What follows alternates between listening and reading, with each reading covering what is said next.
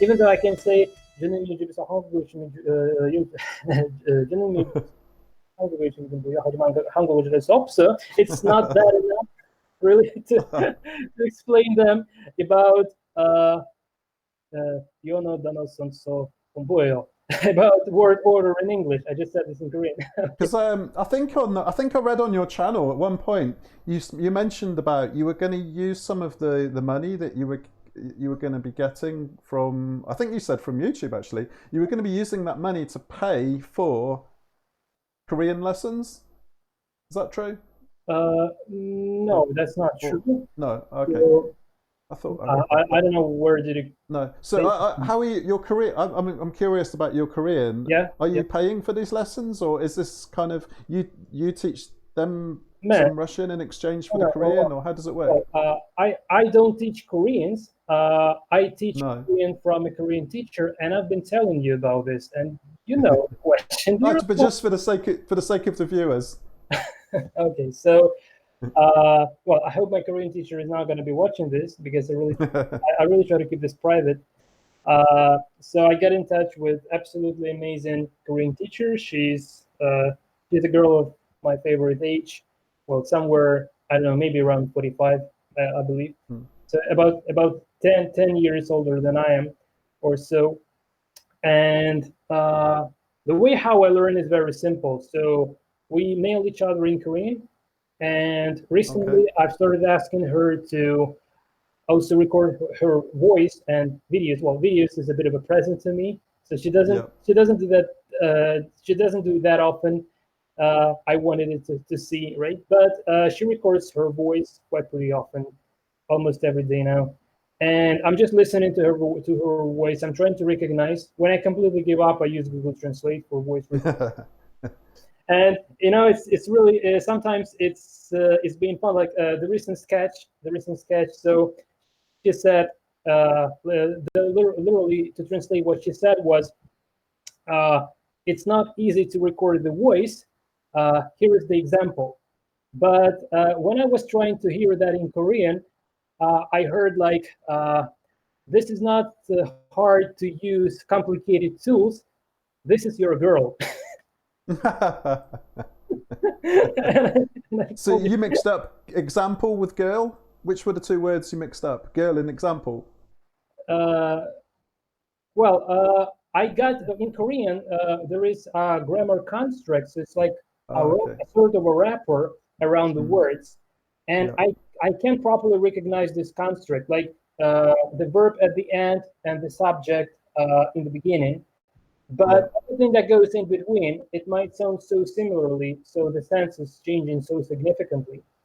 And it was really fun. I told you, like, I'm sorry. I know this is not what you've said. Probably you want to hear what you want to hear, right? That was just a joke. So yeah, it's not that easy. But here is a tip from Kumakikin if you're learning languages. Uh, Yes, let's have it. this is very important. One phrase, but it's worth it, I swear. So you can recognize with your ears only those words and phrases that you can compose and say on your own. So if you can say Hmm. something, in that case you can hear it. If you can't say that, or if you don't say that, if you're not used to saying things like that, in that case, if you hear that, you won't Yeah. recognize that. So, and that's the reason why the main practice for language learning, in my personal opinion, is the sentence building practice. This is for me currently. This is the only and the major and the only actually practice. So when I learned Korean, I started with grammar. I was trying some conversational patterns, but then I dropped that completely. What I'm Yeah. currently doing, I'm just building sentences. So Yeah. I'm getting an email from her, and Yeah. I read this. I may record how I read to send it back to give her an idea about my pronunciation. And then uh, I compose the response, and then I read that response as well and record another video just to make it a little bit Yeah. interactive. So that's the way to go. So I only build sentences in Korean every single day. And Hmm. when I'm reading her responses, I'm picking up some new grammar points, new structures from there. I might be asking a few questions about that.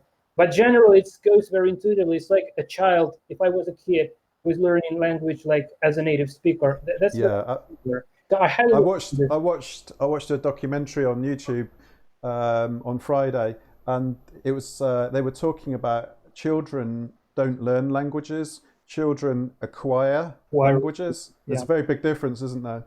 Absolutely, this is Mm, absolutely fantastic difference. It's all about mm. knowledge versus flow-driven approach. And children So have the flow.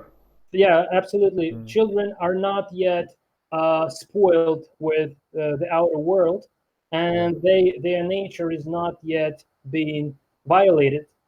yeah, So they do feel their internal nature, and they are open-minded, and they are yeah, open-hearted as well, and mm, they can just let this kind of thing in. The problem is when you grow up, most likely you get hurt a lot within your life, and that makes mm, you being very close, and when yeah. you're closed, you just can't open to the new knowledge. You just can't open your heart to acquire something new. That's the problem. Do you think switching to learning a foreign language erases some of that hurt and some of that baggage? And then when you switch to a brand new language, it's like a clean sheet of paper? Uh, Man, could you please ask this question in a bit different way? Because Sure. if I so Yeah. if I start answering this one, it would take another 3 hours. You just try to answer this so I could answer something like yes or no. Fine. Yeah. In English, we call them open or closed questions. A Okay, closed question you can answer as yes or no. okay. An open question you could answer with anything. Yeah. So just would you agree? Would you agree, yes or no, that learning a brand new language is like a clean sheet of paper? Yeah, absolutely. Yeah, you Mm, need to be yeah. your consciousness should be like a clean sheet of paper, and Yeah. I would even say yeah, I just didn't hear the clean Mm, sheet of paper first. So yeah. I tried to cheat a little bit as if I understood what you said, but I didn't. Okay. I just didn't recognize the clean sheet of paper. And because we've this is like a family audience, be careful with your pronunciation of sheet. Yeah. Be careful with your monetization on YouTube. Yeah, yeah. So yeah, I would say that there is a very great Eastern saying, like a full cup of tea. So if the cup of tea is full, if it's Yep, full with tea, you can pour water in there any longer. It would yep, be just going out of the cup. So, yep, this is what's happening to the learning process. You need to get rid of that tea. You just yeah, get rid of that tea, and then when you have an empty cup, in that case, you can put some fresh water inside. And this is yep. actually the same with learning new languages. Well, for me personally, I don't. I'm sorry. I almost say I don't give a. You know what? I can see any. I can see any difference between learning languages like spoken languages or programming languages. It's all Yeah, about making your consciousness free of some free free. How to say this? Uh, some structures. So get rid of the structures in your consciousness. hmm, It should be clear. You should like it's like if you're creating an object instance in object-oriented programming, and if you then forget to uh, clean the memory, like in C++, right? yeah, You don't need to do this in Python, but in C++, if you create an object instance, you will then need to destroy this. Otherwise, the memory being dynamically allocated to get that sort of an object yeah. is still being used. You have a constructor and a Yeah, destructor. yeah, constructed. Mm. So before learning something new, we need to make sure to run the destructor in our random access memory up Yeah, here. yeah. Yeah, that's kind of it. So finally, I finished. Questions. Okay, so just to sum up this so far, then we'll get onto some other bits and pieces related to kind of coding and everything in a minute. But let's what would so your top tip for language learning? Your top tip for language learning is learn sentences and have some flow. Not learn. My top tip is not to learn sentences, but No, to build sentences, to build sentences. compose Build sentences. sentences. So Okay. here is the deal. It's just to give you an idea why. So what is the language? What is the spoken language? It is the form that gives your Mm. consciousness flow, a sort of borders, right? So Yeah. it's just a form, a thing. Language is a thing that formulates your consciousness flow into using this sample patterns, Yeah. uh, and using these kind of patterns, it then it kind of like it turns into a certain phrase. So first we Yeah. have the raw consciousness, then we have the patterns. Like in English, let's say these patterns are tenses. So Yeah. in order to think in English, you need to understand the concept of tenses. If you don't, it's not going to be English. It's going to be your own language, and then you try to translate very, very fast. It's not. It doesn't Yeah. need to be fluent. In order to be fluent, you need to think with tenses. When I started talking in English, I switched my brain to think using tenses, because when we speak in Russian, it's totally different. There are no tenses in Russian.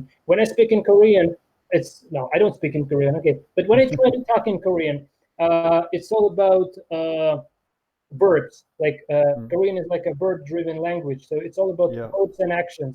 So it's tied to the action. So you need to first to keep in mind the action, and then give the details that are described in this action in a bit more details. But there are no tenses as well. And in English, Hmm. it's really important to know these tenses. So the top tip for language learning is to understand that consciousness flow is the initial thing we want to deliver to our listeners. If we concentrate on this consciousness flow, and if we will then make sure to master the certain patterns that are associated with this kind of language. So in English, this is definitely tenses. So it's not Yeah. the matter of knowing what is perfect continuous tense or present indefinite or whatever else. The tense on its own. So what is tense? And the trick is, let's say if we translate tense into Russian using the Google Translate, it gives a very wrong term. Yeah. It's grammatically correct, but from the conceptual perspective, it's horribly wrong, because uh, it translates tense as the time, but tense is not time. And sometimes the tense and time might not match. And the first initial source where I saw this initially was the English tutorial about English grammar. Yeah. They don't teach about this in Russian tutorials about English grammar. They just say tense is time, but it's not so. But the English No. tutorial on English grammar, they say that tense and time are two different things. So before, if you don't know what the tenses is, how to manipulate them, you can't be fluent no matter how many words you know, no matter how many phrases, etc. So it's incredibly important to know this core patterns covered within the language. And then once you know those patterns, you can then go for a sentence building practice. So you need to have the consciousness first, then these patterns, and then going for a sentence building practice. So that's the top tip from co. And interesting, you just said core patterns there. Core patterns actually is what you need to what you need to learn when you're learning code as well. So it's the same, isn't it? Absolutely, Hmm. and this is a very big issue, to say at least, because nowadays when people learning to code, all they think about is how to get more money, how to earn more money, how to escape the poverty, things like that. Because they don't even know like what's the low-level program flow. They don't know what the instruction pointer is. They have no idea how the operating how the random access memory operates. They know what the variables are at the lowest level. They don't know what are the pointers. And let's say the pointers is something you really need to be aware of, because Yeah. when it comes, say, to making a reference to the object, which is literally the pointer, Yeah. or making a deep copy of the object when we're talking about the data Yeah, structures. because about a few months ago, I think it was you were helping Andy, weren't you? And you did a video on deep shallow copy versus Yeah, deep copy, and yeah, I yeah. looked at that and I saw that and I thought, oh yeah, because Python, it's not like C. It doesn't.